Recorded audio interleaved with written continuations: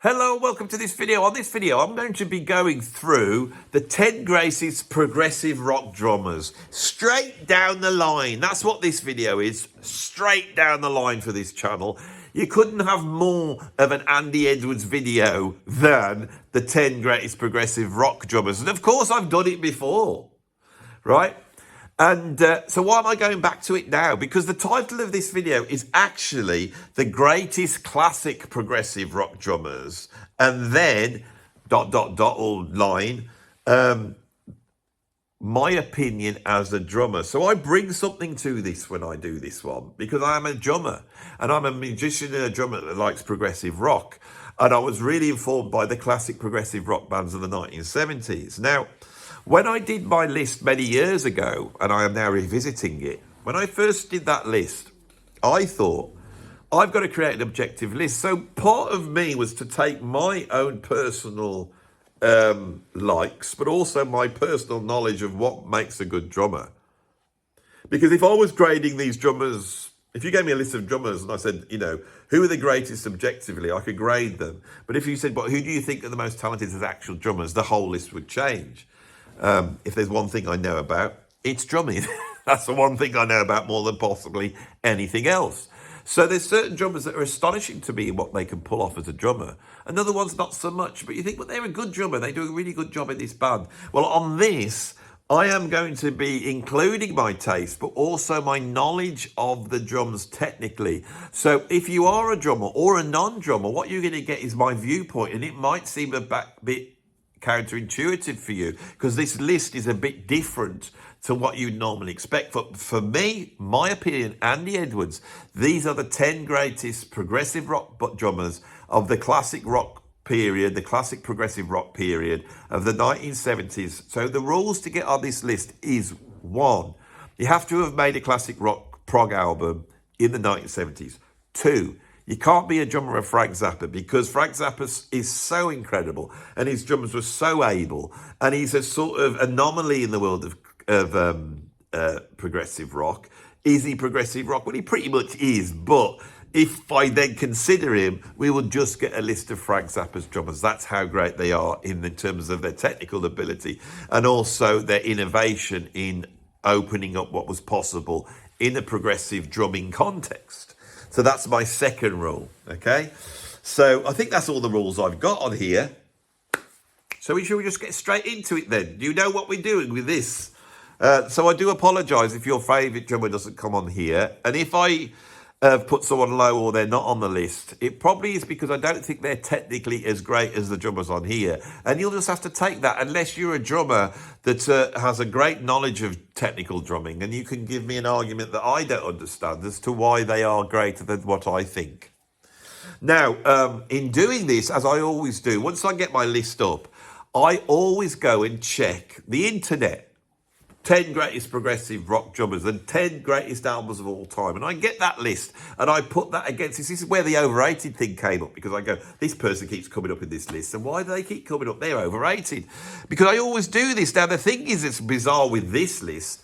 And here, I could be falsely modest, but actually I'm quite proud of this fact, is if you go and Google the 10 greatest progressive rock drummers, you will come up with a list that You Discover, that site where they have all these ranking videos. Very useful if you're doing the job I do. And on there it has the 25 greatest progressive rock drummers. It's usually the first one that comes up. Well, it is for me at least, and I think the reason it might just only be for me that it comes is that I am on the list. I'm at number 13 on the list of the 25 greatest progressive rock drummers of all time.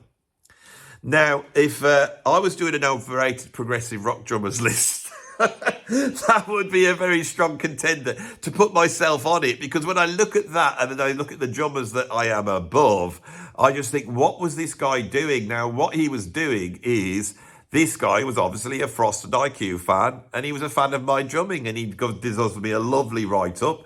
I cannot believe I'm on the list. It's so incredible that I am on the list, but there's also something that I'm quite proud of, is that here I am doing top 10 lists, but I'm probably one of the few people that has actually turned up on a top 10 list. Think about it. Classic album review. Pete Pardo, what top 10 lists have you appeared on? Hey, well, come on then. See if you can beat that. I genuinely don't think I should be on the list, nowhere near. I don't even think I should be in the top 100. I'm just not. I don't know why I'm on that list, but I'm very proud that I got on. And what that points out to is that music works in a very a wonderful way, really. And that if someone feels something strongly, it's very hard to be objective. We try and be objective. Or it could be that it's just that this bloke just knows his bloody drumming.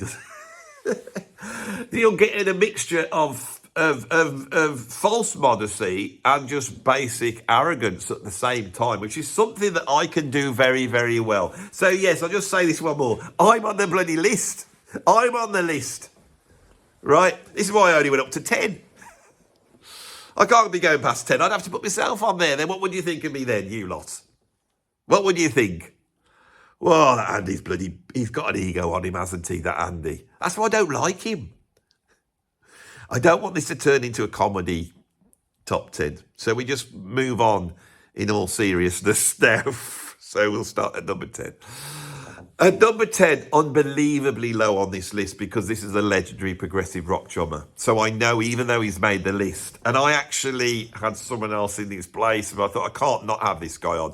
This is the example of objectivity. I have to have this guy on. At number 10, I have Carl Palmer, the drummer with Atomic Rooster, the drummer with that bloke with the fire on his head. Fire. I can't remember his bloody name. Arthur Brown. See, that doesn't sound right to me. It is Arthur Brown, though. And, of course, the drummer with Aisha. Yes, he's done more than just Emerson, Lake and Palmer. Now, Carl Palmer is a virtuoso drummer. He emerges in sort of 68, 69, joins Emerson, Lake and Palmer in 1970. He's there right at the beginning. And he has a technique that we associate with progressive rock drummers. Very high-powered, very fast, able to play very complex stuff. He's a very strong reader. He can play complex music. He can interpret it. He has the aspects of a classical percussionist, although I don't know whether he was trained like that. Of course, he's from the Midlands in Birmingham. He is the brother of another great drummer and a good friend of mine called Steve Palmer. And he is the uncle of another friend of mine or acquaintance of mine and one of the great drummers in the UK, I believe, Ian Palmer. And they're all great drummers. All three of them are great drummers. So why have I put Carl Palmer not near the top when he has all the credentials of being a great drummer? Well, let's put the positives first, I think. He has a hell of a set of chops. As the albums progress, his drum sound's quite incredible.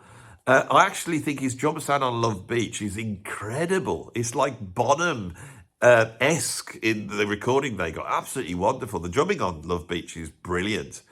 He does a lot of incredible techniques. His drumming on The Sheriff was very influential to me. It's a very early example of almost like a linear approach to drumming. Yes, I'm going to be technical on this for the drummers who are watching it.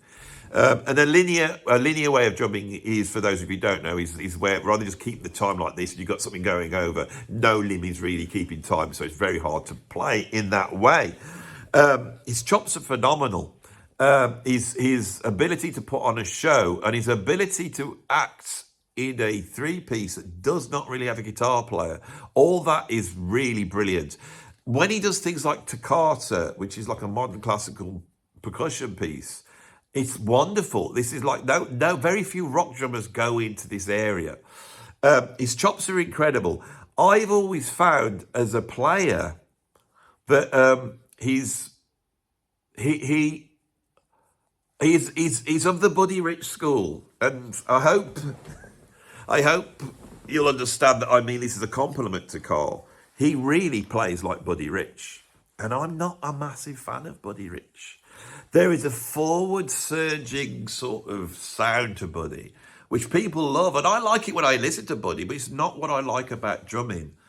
And so that sort of relaxed groove thing, which I really love in a drummer, Carl Palmer doesn't have so much. And I feel, because of that, it always feels like he is rushing to get there. Buddy Rich has the same sort of sound. And I think he got that from Buddy Rich. When you see him, like, say, if you watch the Isle of Wight gig, his drum is incredible. There's just no drummer around at that point that's playing at that sort of velocity and power. And that's part of what he does. And if you like that, you like that. His brother Steve is the complete opposite. His brother Steve plays with this big, fat New Orleans behind the beat feel. You know, it's quite incredible how different they are in terms of their feel. And I love Steve's playing, and I do love Carl Palmer's playing. But when you put him against many of these other drummers that have much more of that sort of loping, swampy type of drum sound, this is what I love so much and I try and play like, that drops him down a little bit. Well, drops him to number 10. But he has come out as the 10th greatest progressive rock drummer in history as far as I'm concerned. And I would not like to have to play any of the parts he played in the LP because they're bloody hard, right? So that's what I've got at number 10 is Carl Palmer. At number 9, I've got Alan White. Now, Alan White is he's the one we don't ever mention. We just sort of forget about Alan White because the great drummer in Yes is Bill Bruford, isn't he? And of course, Bill Bruford is possibly the greatest prog drummer of all time, isn't he? You'll have to find out, won't you? You'll have to find out.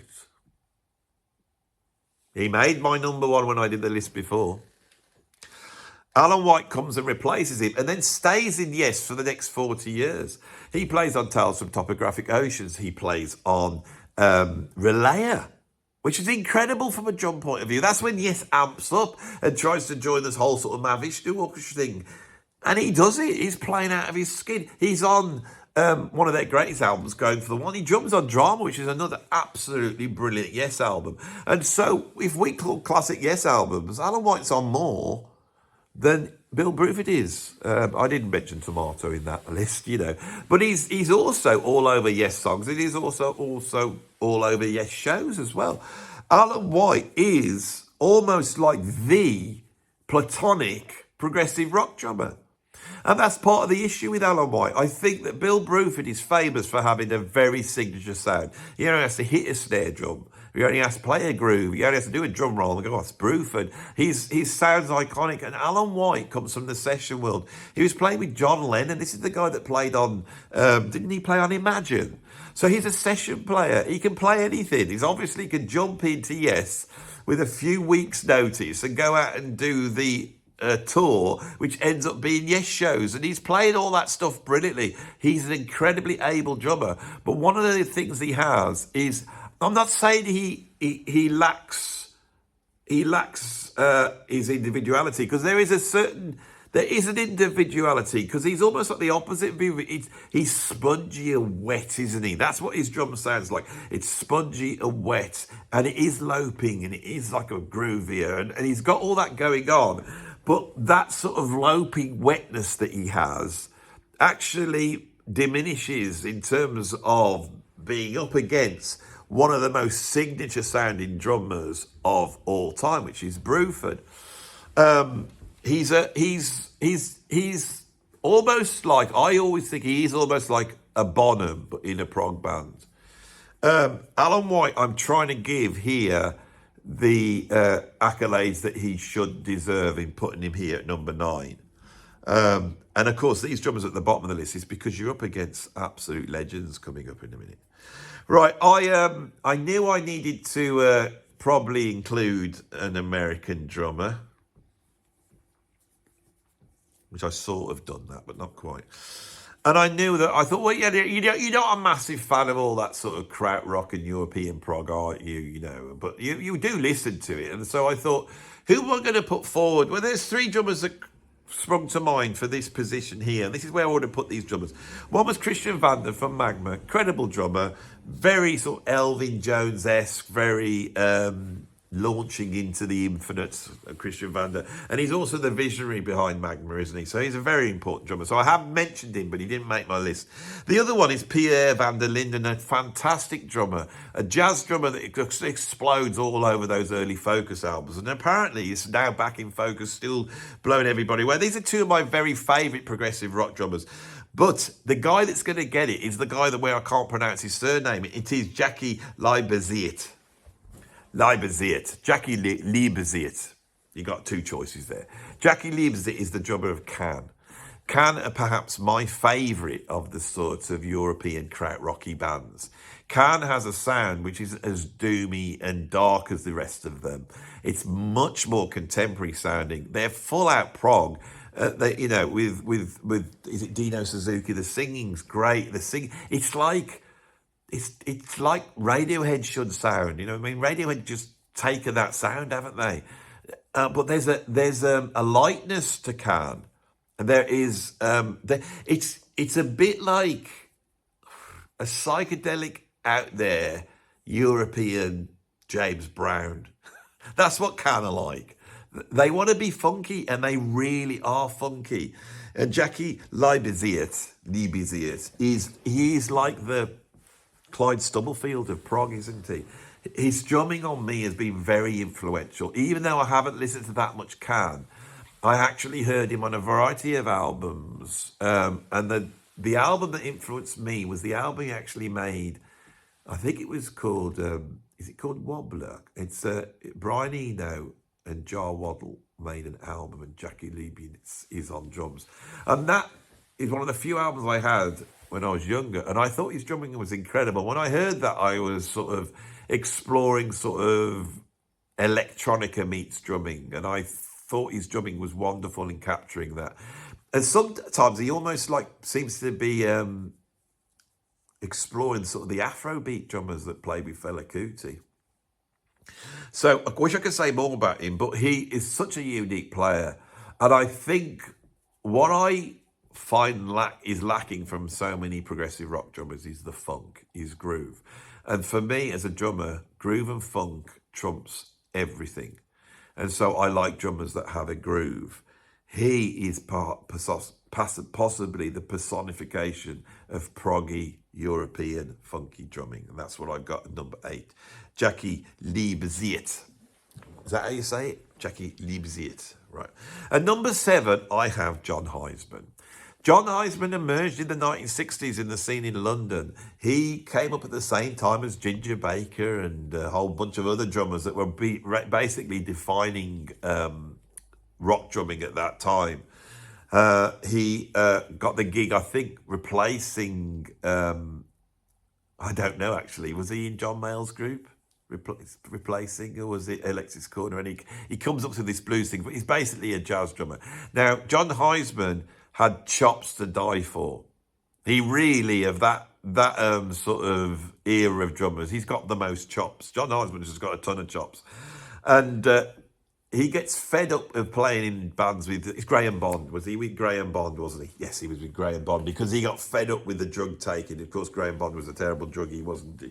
Yes, that's where we've got it. And so you see him cropping up on albums with Jack Bruce. He's a stalwart, and he's a jazz drummer. But he has a hell. He really is one of the most chopsiest of the early British progressive rock drummers, if not the one with the most chops. And by chops, I mean technique and ability on the instrument.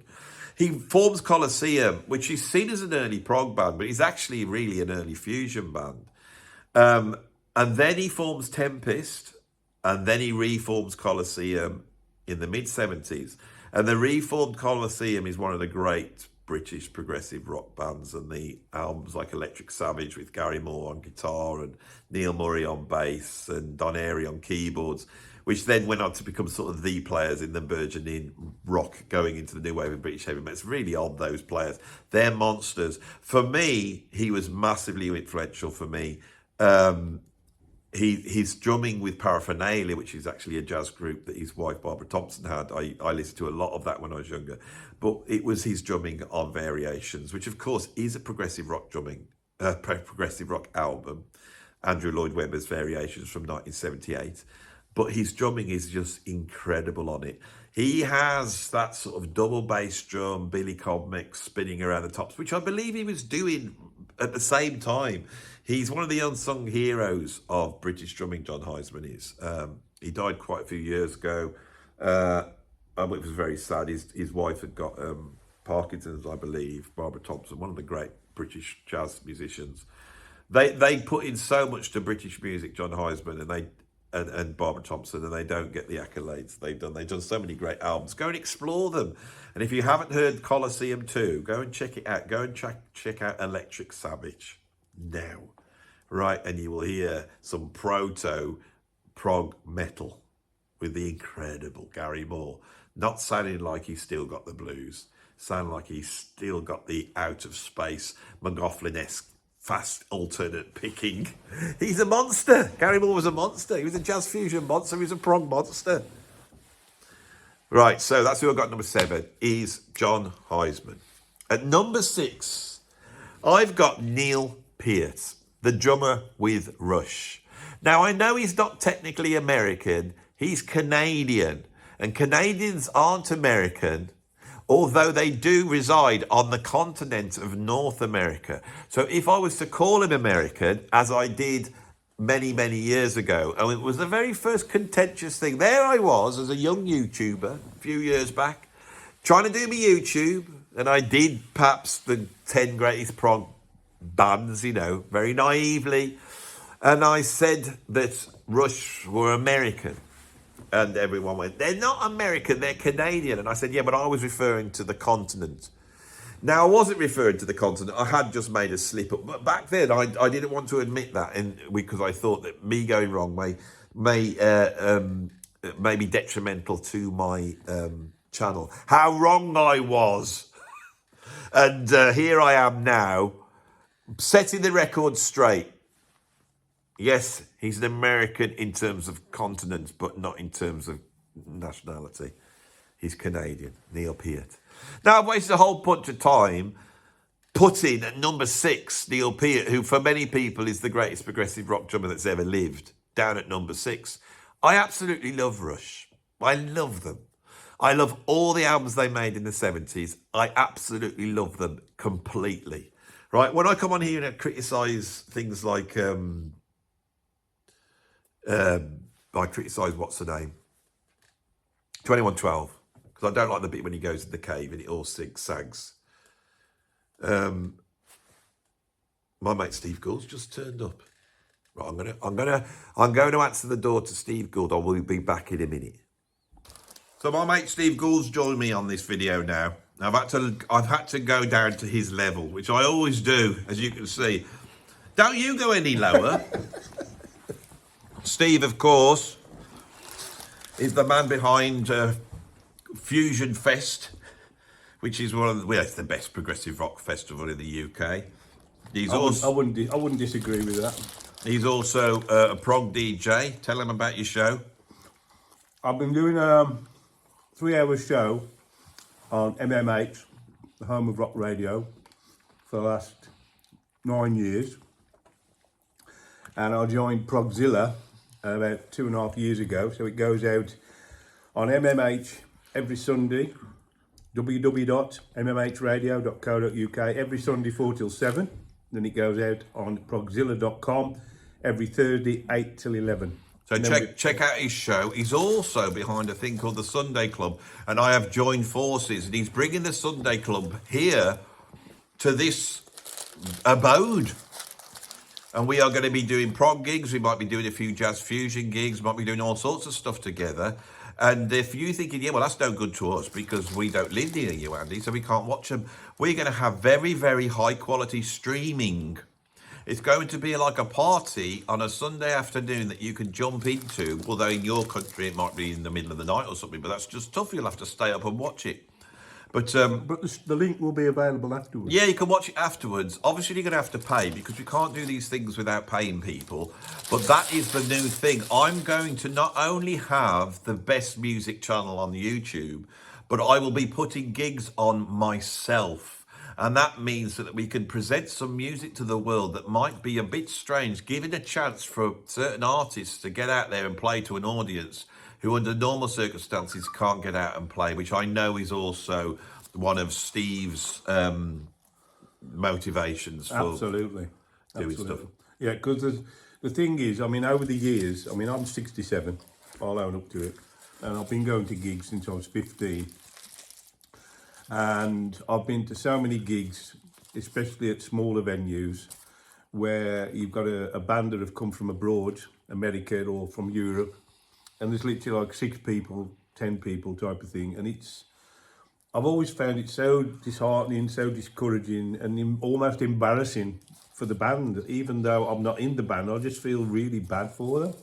And there's been also so many gigs that I've been to where the support band were a band I've never heard of. You know, we go to see the headline band and there's a support band on that I've never heard of, and they just totally blow me away.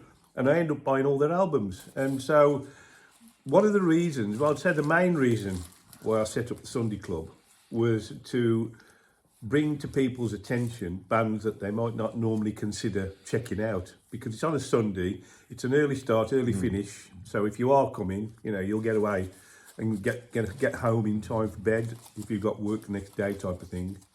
But I just wanted to highlight some of the bands that I've come across over the years that have just totally blew me away, because as you can appreciate, doing a radio show, I get exposed to so much music. It's scary, it really is. And a lot of it just goes boom, over my head. And occasionally you'll come across a band that just totally blow you away. And we had that at Fusion last year. We had a band from Finland called Overhead, and the vast majority of people had never even heard of the band. And they literally came over from Finland, hired a bus, you know, to come from Heathrow Airport to the Midlands. I put them up in accommodation and give them a bung, which no way, anyway, near covered what they would have had to expend in airfares. And they came over, they played a 1 hour set and then went. Now you might say it's a long way to come just to play a 1 hour set, but when you think about it, what's the comparison? If they'd have come over and done, say, a 6-date tour, London, Bristol, the Midlands, Manchester, Scotland, they'd have the cost of transport, fuel, accommodation, and they play in that hour that they played at Fusion. They played in front of more people in that hour than they would have done if they'd have done a whole tour. And I actually said at the start, when they started their set, these guys will blow you away. And I had people coming up to me after going, oh my God, they were amazing. They sold out of merch. They were that good. So they probably did make their money. Absolutely. And then if you're sat here, you go, well, Andy was halfway through his list. He just got up to Neil Peart. Now Steve's arrived, and just because he's brought coffee and sausage rolls, Andy's brought him in, and now we're talking about something else. But the whole point of this channel is that you're here because you like the music we're talking about. I can see that there's a way of utilising you lot, because how do we get new bands out here? Do you want this thing to stay alive or not? And the only way is to be surreptitious, actually. If I was to just go, let's do a video on new bands, none of you would watch it, because all you want to know is who is the 5th greatest drummer, progressive rock drummer, according to me, which is where I've got up to. But I haven't really finished with Neil Peart. I put Neil Peart quite low. He's a massive influence on me.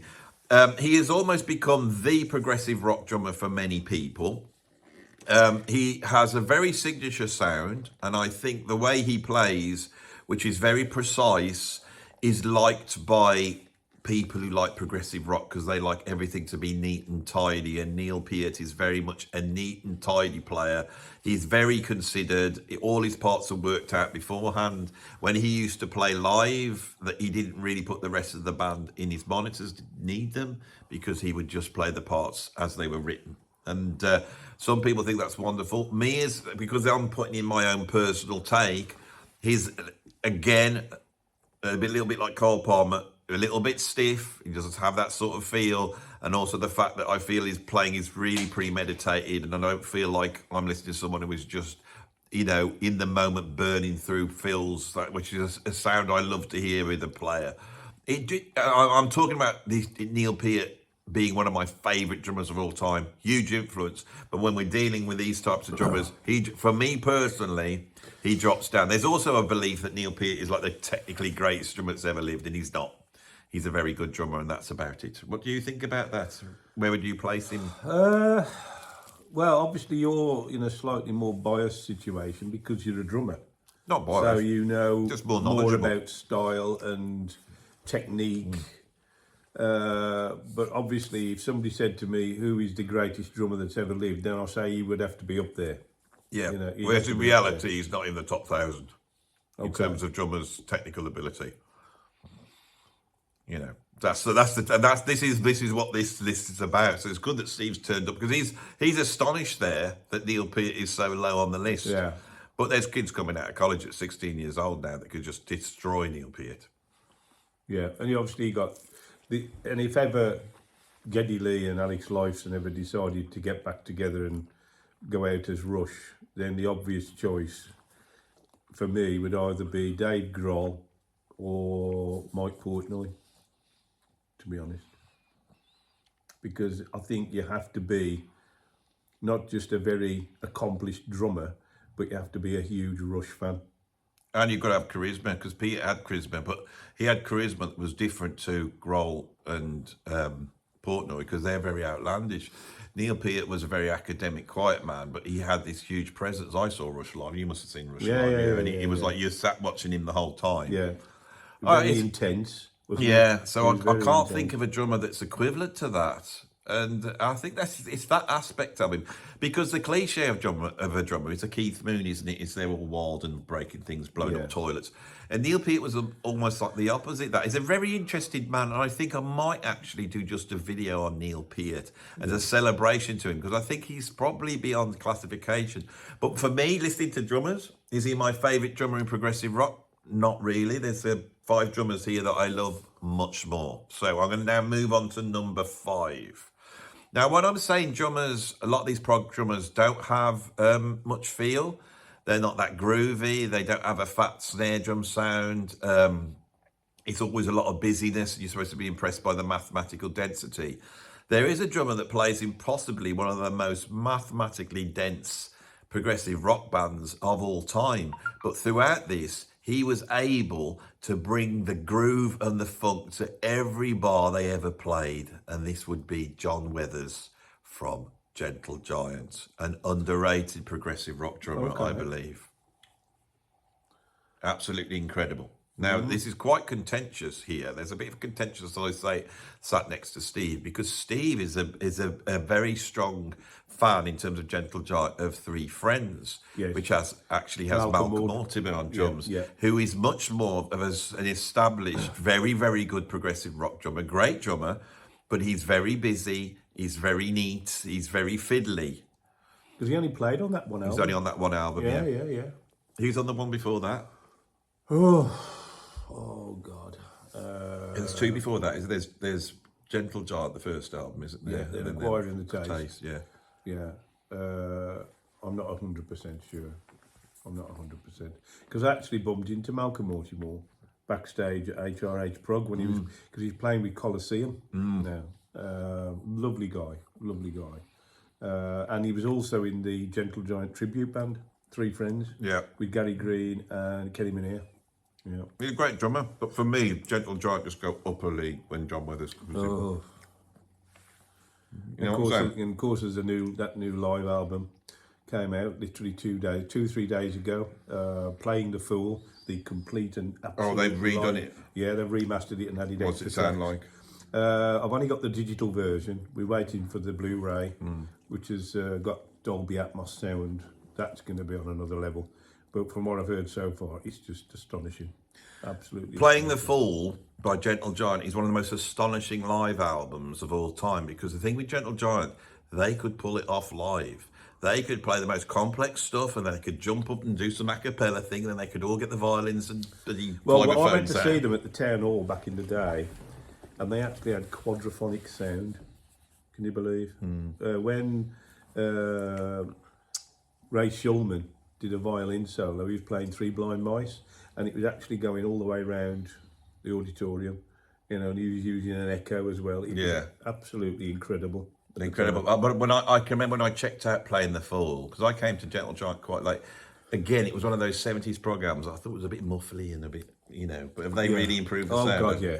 Oh, I can't wait for that. Can't wait for that. Because they're on about, they did bring out a thing called Three-Piece Suite a few years ago, which was some of the early tracks remastered by Stephen Wilson, because they haven't got all the master tapes for the first 3 albums. They've only got the master tapes for certain tracks. But I did an interview with Gary Green recently, and he was saying that, because I said I would love a remastered version of Three Friends, because that was the very first album I ever got into the band. Yeah. And he was saying that they're still on the hunt for the master tapes, but he said they might be possibly looking at using AI. Yeah, they can do that. Yeah, that's an actual remix, not a remaster. Yeah. Oh, it's very interesting. So, do you agree though that I think one of the brilliance of Gentle Giant is as however dense they get, John Weathers, who obviously could play it all, but he always just goes straight down the line. Solid. He's so solid and his groove is so fat. Yeah. And you think of something like Proclamation with that weird keyboard that comes at the start, and then he just goes bang, here's the groove. Yeah. And I think that's so essential. I learned that it's not with progressive rock drumming, it's not about trying to be clever. The music's clever. You have to try and take the path of least resistance. And I think John Weathers is just the master of that. Yeah.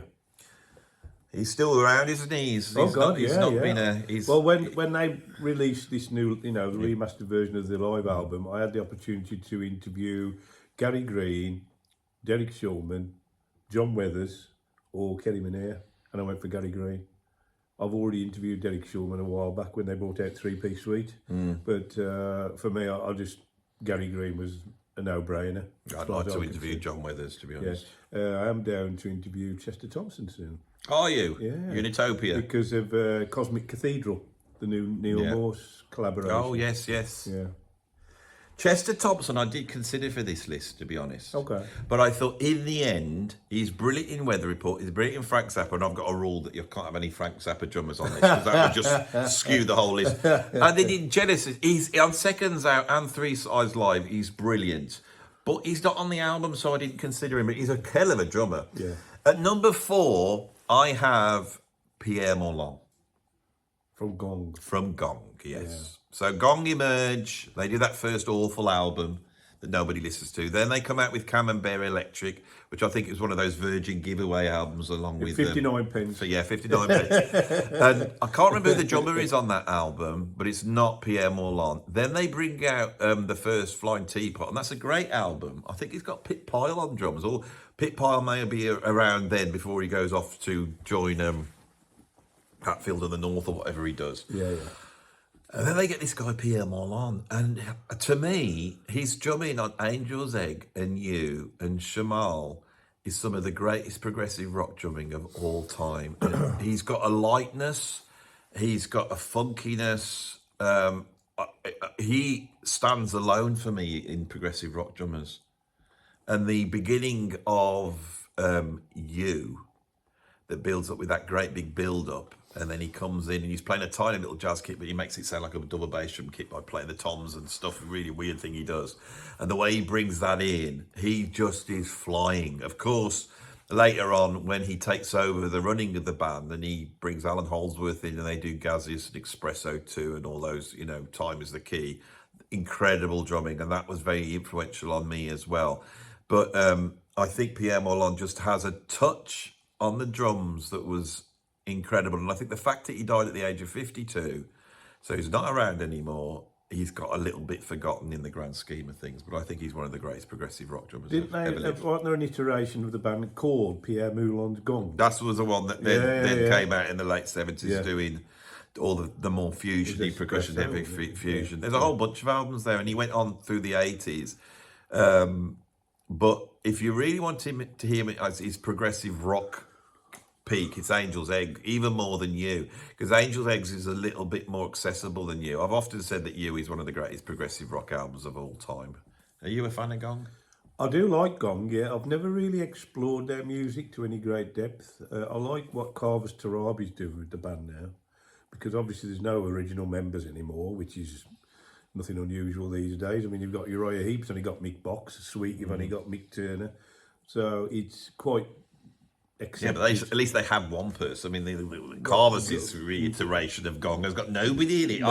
I could go full Gong if that's the case. I'm joking. I know Carver's. He was in Gong, and David Allen basically passed it on to him, didn't he? In his will. It's like this Thursday, we're going to see Tangerine Dream at the Town Hall. They're doing the whole of Phaedra. And I mean, there's nobody out the original band at all.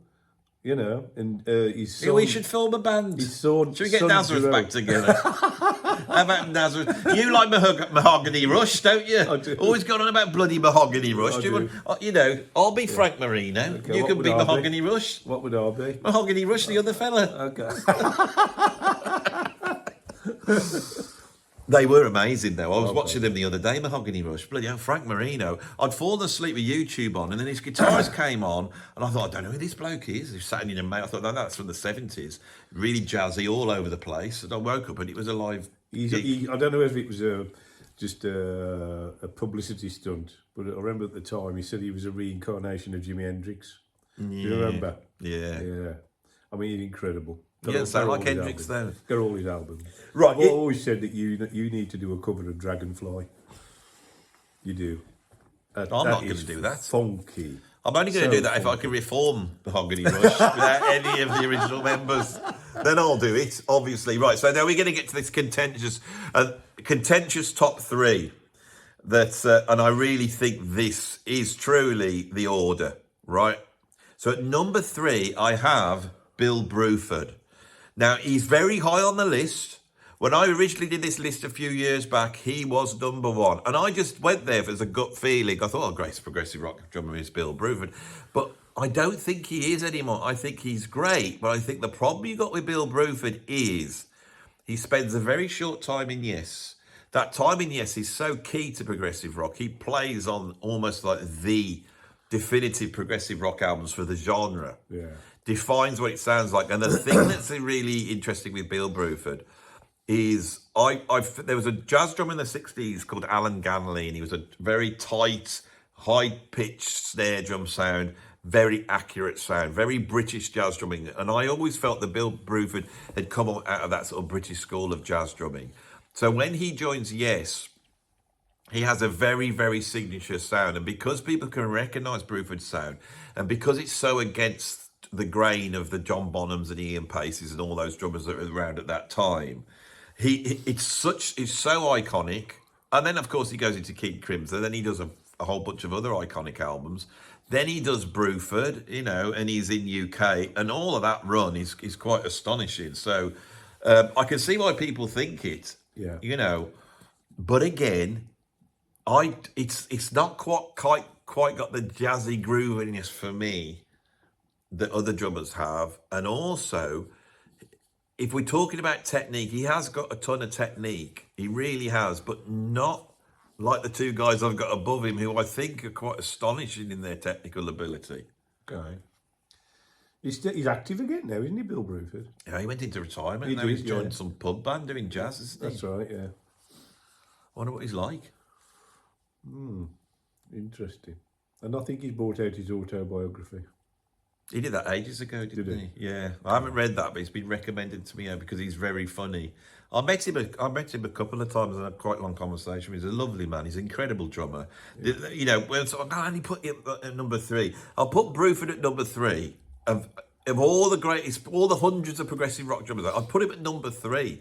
But the point I'm going to make here with these next two is these two never get a mention, and I think they're greater than Bruford. So basically, I'm not saying Bruford's not great. Well, I'm saying these two do not get the accolades they should get, and they are undoubtedly greater, I believe, if you're going to start measuring, which you shouldn't do anyway, but we wouldn't have a bloody channel if we didn't do that. So at number 2, I have from Jethro Tull, their second drummer, replacing the incredible Clive Bunker that could have easily have got on this list, Barriemore Barlow, an astonishing drummer. Right, and what I mean by this is that I can sit down and play any of the Yes drum parts now. Okay. I can sit down, do Close to the Edge. I could do any of those stuff, no problem. Right. Learned when I was a kid. When I was a kid, I bought Songs from the Wood. And I put Songs from the Wood on, and I hadn't got a clue what the hell was going on. And even to this day, it would kill me to play Songs for the Wood. It's just another level of drumming. And then all the tracks after that, and Songs for the Wood is actually quite. It's not bloody Minstrel in the Gallery or bloody Passion Play. What Barriemore Barlow technically is the greatest progressive rock drummer of all time, and the guy that Neil Peart modelled himself on. He's the real deal. Barriemore Barlow is astonishing. He pioneered double bass drums. It's unfathomable what he's doing on those Jethro Tull albums. I've always compared Jethro Tull to Gentle Giant in a lot of respects. They've got a similar vibe going on. Do you agree? Yeah, it's like quirky English magical sort of rock medieval, funky prog. But the thing is, Jethro Tull, I've always been astonished that Jethro Tull were like this stadium-filling band because of the fact that FM radio picked up Aqualung. Yeah. And Aqualung doesn't seem like a Jethro Tull album to me. No. Do you know what I'm saying? It's a brilliant album, but even either side of it, Benefit, I love Stand Up, they're very Jethro Tully. Aqualung is not, it's like a much more of a rock album. But off that one album, they were able to release, because their albums just would go to number one. I've rediscovered Minstrel in the Gallery. I'm starting to think that's the best one now, because the production's incredible. They're at the peak of their game, and the epic is unbelievable. It's like, what's the epic called on? It's got a funny name, Baker Street Muse. Is that the one? Is that the one on Minstrel in the Gallery? Yeah. I think so, yeah. God, yeah, I haven't got a copy of Minstrel in the Gallery. I'm assuming you've got one, haven't you? I haven't, to be honest. I've got all their albums digitally. Yeah, that doesn't count. Well, I'm talking about vinyl. But actual vinyl, the only Jethro Tull album I've got, believe it or not, is Bursting Out, the double live. Incredible live album. Oh, amazing. Incredible. That's been remastered and re-released, hasn't it? Like a multiple disc thing with loads of extra tracks and stuff. And I've got to be honest, you'll see this every now and then, me and Steve will go record hunting. And if you want to pick up... And we're going again on the 18th of May. 18th of May, will I be coming? You will. I will it's be. Bromsgrove. I like Bromsgrove more. It's a better one, yeah. And I tell you something, when you go to those things, if you want to pick up a copy of Going for the One, no problem. You can guarantee there'll be 5 then. You'll be able to choose. Going for the one, you'll be able to choose, without a doubt. Yeah. Dawn... Yeah. Mike Oldfield, they'll always be able to get a certain one. Gentle Giant, I've not seen one yet. The only Gentle Giant album I've seen at a knockdown price was Giant for a Day, and I think I paid a tenner for that. Bloody hell! And I bought the. But if you bought that one, you can make the mask. It's worth spending a tenner to make the mask. Giant Steps as well, which is a double compilation album. I managed to pick that up for Lou, and I think you can possibly get Civilian as well. All the rubbish ones. But the early stuff, you've got no chance. But is it the case with Jethro Tull as well? Yeah. You just never see any Tull? Tull? See Jethro Tull. Because you know how many actual albums I own of Jethro Tull? Go on.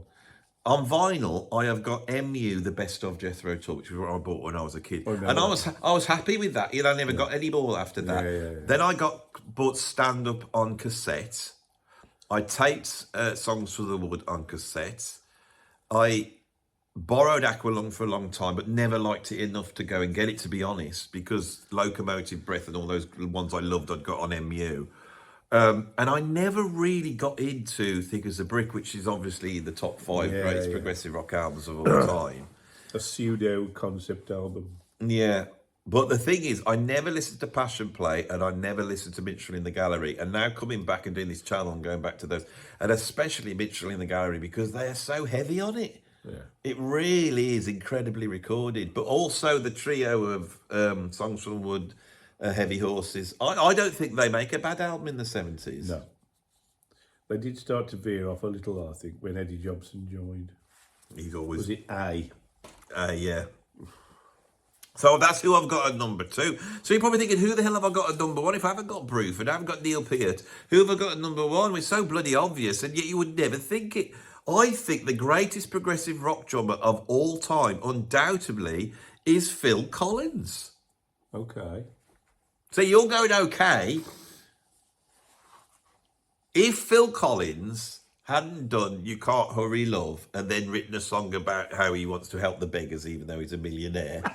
you know, Another Day in Paradise. If he hadn't done all that horror in the 1980s, would we consider his playing different? Because to me, Bruford is incredible, Peart's incredible, they're all incredible, but nobody touches Phil Collins. He's got everything. He's got the chops, he has got the funky groove sound, he's heavy, and he's also got a signature drum sound that's equal to Bruford. You reckon, he's not a well man at the moment, is he? We can't, Not you well, can't not put him in the list because he's not well. No, but I'm just saying, I mean, he reckons the reason why he's like that because of bad technique. There's two types of technique. There's the ability to play complex things and play fast and pull that stuff off, and then there's like not hurting yourself. That's basically that. And his technique is terrible in terms of the way he holds us. It's because he sits too low and he has his snare drum style. I could do a whole video on what is technically wrong with Phil Collins. So would you agree then that it was, that because of his technique, he's contributed to the way he's suffering? Yeah, you could just see that in the way he plays. This. I would love to do a video on this, but whether I don't think I get many views. But it is a very interesting fact that he has a sound unlike anybody else, right? And part of that is because he sits very high, his drums are very low, he plays concert toms. Now, concert toms, if you look at my toms here, they've got a head, the thing that vibrates. So you hit the head, but there's also a resonant head underneath. Phil Collins doesn't have resonant heads. And those, when you have toms that haven't got a resonant head on, they bark. They have a much more penetrating, barky, woofy sound to them, right? And that is the Phil Collins tom sound. That's what you hear on the on In the Air Tonight. The other drum that's famous for having concert toms was Ace Frehley from Kiss, and he has a very signature tom sound. Okay. In Brandex, he would often play with a kit full of timbales, and so he's got a very signature tom sound. Because of the way he plays the snare drum and the way he hits it and the way he moves around the kit, he's got a certain sound. Drummers today, we all know about the chops and techniques, so we all learn properly. But when you look at the 70s drummers, they've all got their own technique. They've got their own idiosyncratic way. And although you'd say it's not standard technique, if you have too much standard technique, I believe, you start to sound boring. But the reason why Simon Kirk and John Bonham and Bill Bruford and Phil Collins all sound entirely different is because you've actually looked at the way they sit in, the way they hold the sticks, and the way they tune them, and the anomalies in the equipment all give you a certain sound. Now, over and over again, when I listen to Phil Collins, I know I can't do what he can do. And the way I'll prove this to you is that when they went out live, they got Bruford in to start off with, but eventually they settled on Chester Thompson. Now, Chester Thompson is technically insane. He's a Frank Zappa drummer. He can play absolutely everything, right?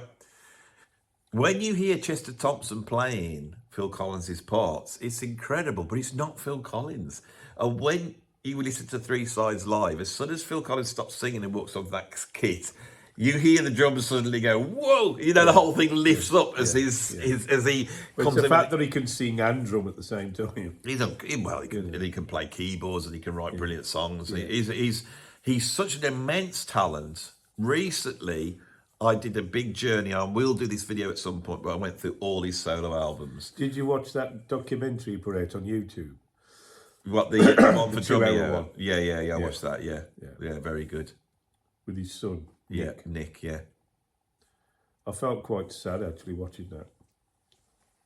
See how because I've got very fond memories of him back in the late 70s, early 80s, jumping around the stage and hitting the tambourine and being, Jack the Lad type of thing. And then to see him like that, I mean, we didn't go to see him on the last Genesis tour. I just couldn't go. I want to have a fond memory of him live rather than see him hobble on stage with a walking stick and sit on a chair. You know what I mean? It's so sad. The funny thing about Phil Collins is there's two drummers that don't ever get mentioned. One's Mitch Mitchell and one's Phil Collins. Now, Mitch Mitchell doesn't get mentioned, and I just don't know why, because what he did with Jimi Hendrix was incredible, and he is head and shoulders above any other drummer at that time. I think he's greater than Ginger Baker. Absolutely incredible drummer. Are you tired? I'm all right. If you're yawning, you can't do that on a YouTube video. I'm going to have to edit that bit out now. I'm talking, everyone's watching it. They're going, should I click off this? I've been doing it for nearly an hour. And then you yawn while I'm talking. Bloody hell. I won't even finish that story. My point is, Mitch and Phil Collins were both child actors. Okay. Yeah. They were both child actors. I didn't know Mitch Mitchell was. He was even more famous. He had his own TV show. Oh, my God. Yes, he did. Oh, wow. Now I know. We're at the end of the video. Anyway, Phil Collins, he's, I think, the greatest progressive rock drummer. I'm now going to start championing Phil Collins as being the greatest progressive rock drummer. You know, he does seem on his last legs. I think we need to raise him up. Yeah. You know, and put him on the pedestal. Kick Bruford off. Kick Neil Peart off. He's dead. He won't know. Unless he's looking down from drum heaven. And if he is doing that, I'm in trouble, aren't I, when I get there? Oh, dear. I am there. Oh, dear. He'll be waiting for you. Yeah, but Phil Collins will have got there before me, hopefully. So Phil will get in there and go, no, leave it. Leave Andy. You only like him because he was championing you on that video. I know, but you think about it, I never got my just desserts. And then they'll go, yeah, but you did sell about 300 million albums and you were a billionaire owned after Switzerland. Isn't that enough for you? No, I want to be known as the most famous progressive rock drummer. I should be. And Andy says I shouldn't. I'm going, I do think it's right, Neil. I thought you were like a monk. Riding around on your motorbike, being all calm. You ain't bothered about that, are you? You must have liked Phil when you was younger. And Barriemore, Barlow, you nicked all your ideas off those two, surely. And he did. He did. Phil's an original. He's got his bloody in there in 1971. Yeah. Laying it down. Right there at the beginning of progressive rock. And he's amazing on Nursery Crime. He's amazing. Don't doubt Phil. I'll finish. Start a campaign. Yeah, I am here. Don't doubt Phil. Don't doubt Phil. We must have some T-shirts and hats. Well, I tell you why I'm like this. I used to work in a music department, so there's a bunch of music lecturers. And we're working away, typing, you know, trying to get all the marks done and all the things you do in your teacher, writing reports. And one of the art teachers, he's there, and he turned around and he said, he was chatting away about music, and he said someone was rubbish. And he goes, yeah, but he's not rubbish like Phil Collins. And all the music lecturers, they were like this, all working away. And they went like this. And we all looked round at him in an absolute disgusted astonishment. And he stood there thinking, and he's gone, I have said something wrong. Oh, dear. And he goes, yeah, well, I mean, I know he sold some records. Do you think he's good then? And I went, he's a bloody genius. All quiet. And then he goes, yeah, but he wasn't a very good drummer, was he? And then we had to do it again. We had to then turn away again just to go. Give him the intense stare. Not a good drummer. He gets brought up. People go, I said, you know, Phil Collins. They mention him like he's a bad drummer. I thought, what are you on?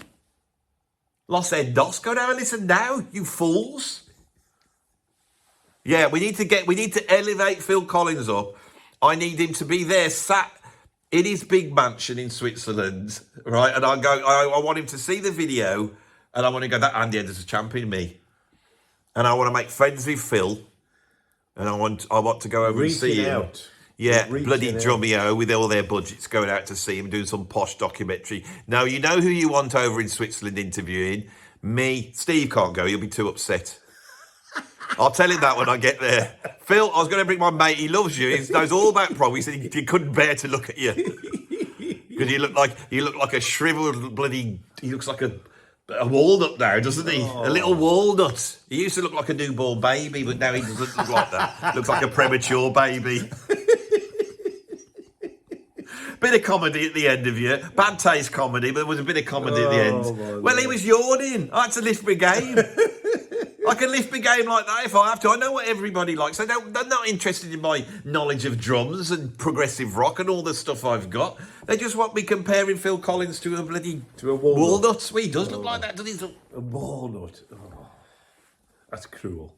They are horrible as well, walnuts, aren't they? With or without the shell? No, you can't. What are you on about?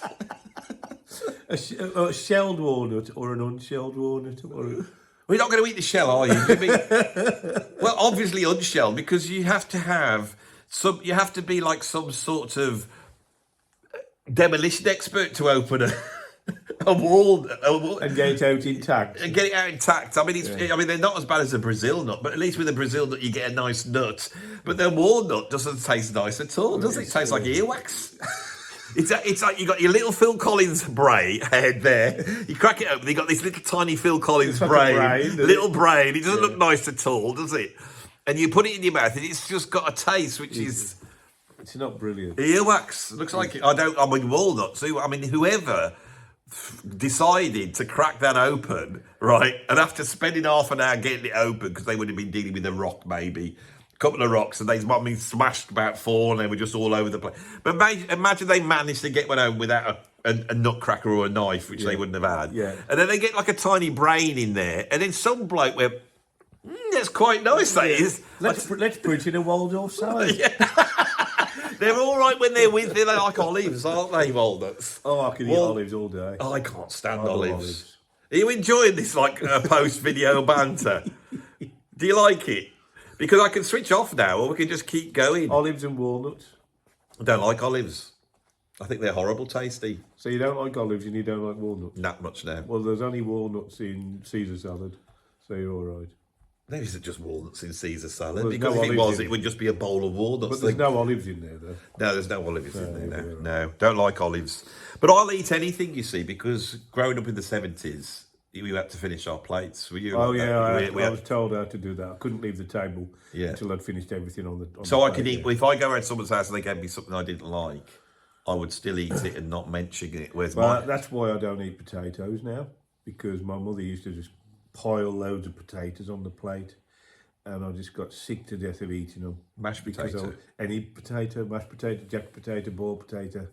And I actually said, the day I leave home, I'm never eating a potato again. I eat chips and crisps because it's obviously more compact. But I think it's potato in bulk. I just can't stand it at all. I hate mashed potato. But I don't mind walnuts. I could eat a walnut. Yeah, I prefer cashews. Do you remember at Christmas when you'd get up in the morning and you'd have one decent present, but your parents had bulked it out with a packet of felt tips, That's it. Rupert the Bear Elves with tangerine, and then you get that red walnuts. Yeah, and the threatening bit. With that red fishnet like tights. Yeah. And so they basically thought, well, give some kids some nuts as a Christmas present. That's it, yeah. And the way we'll entice them is by putting them in a red fishnet tight, the tight of the harlot. Yeah. Isn't it really? Yeah. And you're supposed to get that as a child and go, oh, I don't know about these nuts, but they're in the tight of a harlot. And I don't know whether to get excited at the thought of these Brazil and bloody walnuts all mixed together. Well, I'll tell you what, your ardour will be lowered once you try to open one. Well, you think about it, like, because most kids wake up in the middle of the night, because we've had it more than once. We got 2 daughters, they'd wake up, we'd just gone to bed and they'd go, oh, it's been. Yeah. And then we go, yeah, okay. Yeah. And I think the reason why parents put nuts in kids' stockings is to give them something to do if they wake up in the middle of the night. Gives them something to do till the morning. We weren't allowed to open our presents. Because if you think it's going to take them an hour just to open a walnut without a nutcracker. Without a nutcracker, they have to use their ingenuity to try and find ways to open it, So I think it's almost educational, giving kids walnuts, because it gives them something to do and gives their brain time to adjust and improvise. I think you could be right there. So that bloke start hitting it with a doll's leg or something. So they make taste horrible and look like tiny brains, but that ancient man that worked out how to, it's the actual fact that he worked out how to open it. I think it's the didn't matter what they tasted like. Yeah, it's the achievement of opening a walnut rather than the actual taste. It's almost like an anticlimax in a way, because you've spent all this time looking at all different ways to get into it. It's like it takes a thief. Yeah. They've got to find all these different ways to get into the nut. But now we've replaced that with trying to get a memory stick out of its package, haven't we? Which is not impossible unless you've got a blowtorch and some sort of mechanical saw. Because you always think you can do it with your teeth, don't you? Because you never, when you sort of, I need a memory stick. So you go and buy one, you get out, you got it in the car, you go, I need to get this right now. Yeah. And then you're... They're well sealed. They're well sealed. you have to have very cunning use of a Stanley knife. Well, if you haven't got a Stanley knife on you, that's not going to work, is it? Then you're up the creek, I'm afraid. Yeah, it's up there with ham. Bye bye, everybody.